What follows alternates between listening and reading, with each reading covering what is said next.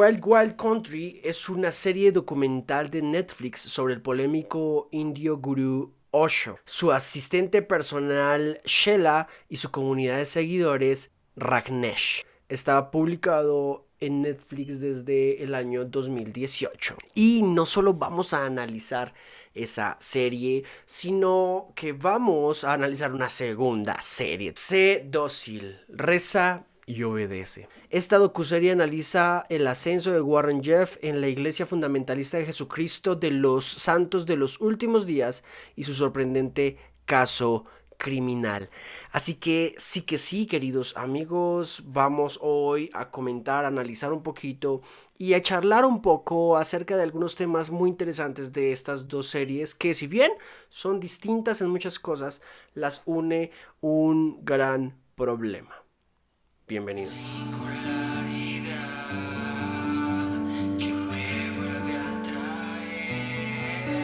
Bueno, la primera serie sobre Wild Wild Country la vi ya hace un tiempo con mi esposa, en donde esta comunidad Rajneeshpuram se muda a Antílope en Oregon, básicamente, y llegan a un pequeño condado, un pequeño pueblo, y lo ocupan y empiezan a construir o a tener sueños de cómo construir un lugar para su líder Osho.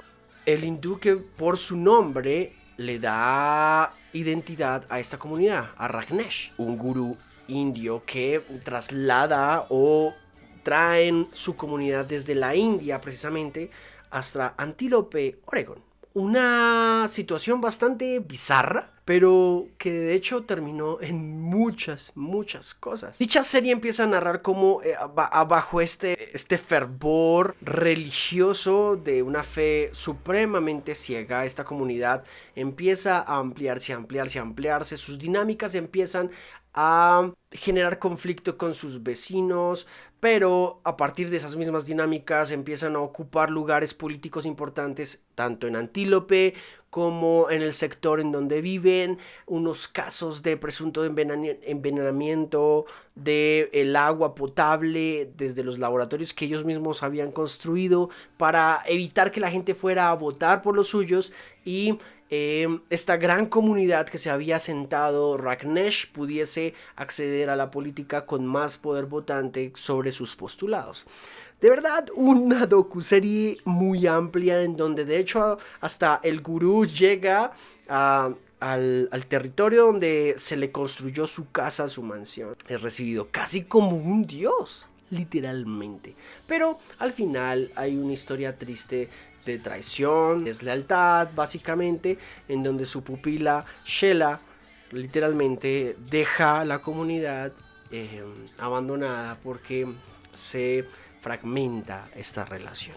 Ahora bien, por otro lado, tenemos a la comunidad fundamentalista de Jesucristo de los Santos de los Últimos Días, en cabeza de Warren Jeffs. Sí, este hombre que lideró, muy similar al anterior, a los Rajneesh, una ocupación o una amplitud de su comunidad fundamentalista, en donde literalmente las niñas que nacían, las mujeres que estaban en esas comunidades podían tener un solo hombre. Y en este caso Warren se casa aún hasta con las esposas de su padre difunto que había fundado dicha secta.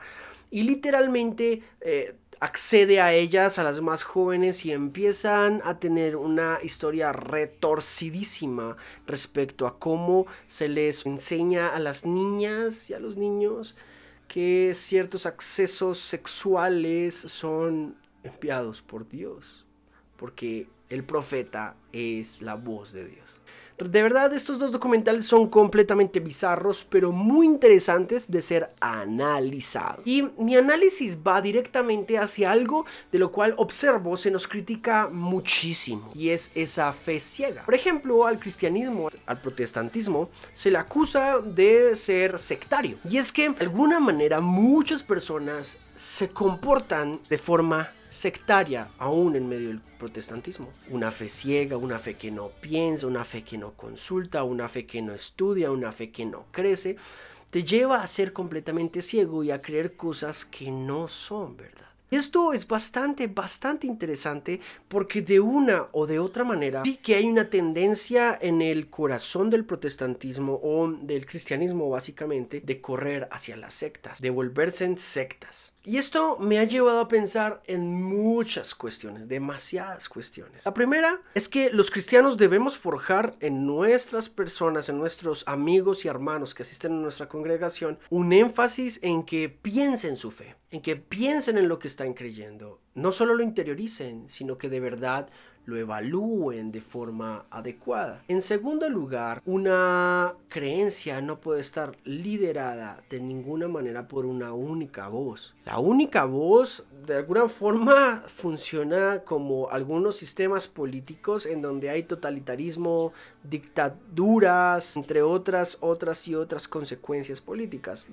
Es muy similares a lo que puede pasar en una comunidad cristiana en donde el poder se centra en una sola persona y si esa persona dice algo, todo el mundo debe hacerlo. En efecto, creo en un liderazgo positivo, pero también como creo en un liderazgo positivo, creo que existen líderes negativos. En tercer lugar, tenemos que hablar de sectas en nuestros grupos de estudio, en nuestras casas. Debemos dejar que los hijos a ciertas edades accedan a estos materiales para que puedan evaluar críticamente las diferencias que hay entre la fe que se les ha inculcado y la fe ciega y sectaria de otros grupos que ha llevado a otros problemas. ¿Por qué es tan importante estos tres puntos? Porque abordan la honestidad, abordan las perspectivas religiosas de manera honesta que el mundo cree que no existen. Y por último nos llevan a evaluar nuestra propia forma de vivir, nuestra vida espiritual y nuestra fe. ¿Será que estamos viviendo una fe sectaria? ¿Estaremos viviendo una fe tribal, una fe que le dice hereje a todos los que aparecen en el plano cercano para poder atacarlos y hacerlos menos? ¿Será que en nuestras comunidades simplemente estamos creando sectas y no comunidades de fe reales que tengan contacto con el Dios real? Bueno, estos dos documentales nos llevan a pensar mucho en estas diferentes cuestiones. Yo te los recomiendo, ambos son de Netflix. Si tienes Netflix, ve a verlos. Si no es así, busca un amigo que tenga Netflix. Tómense una tarde, vayan a ver este documental. No puedo decirles que se hagan unas papitas o crispetas porque no es tan cómodo de ver a ese nivel, pero en efecto háganlo para su crecimiento personal. De verdad yo recomiendo estas series porque deben ser tomadas en serio para no repetir los errores del pasado.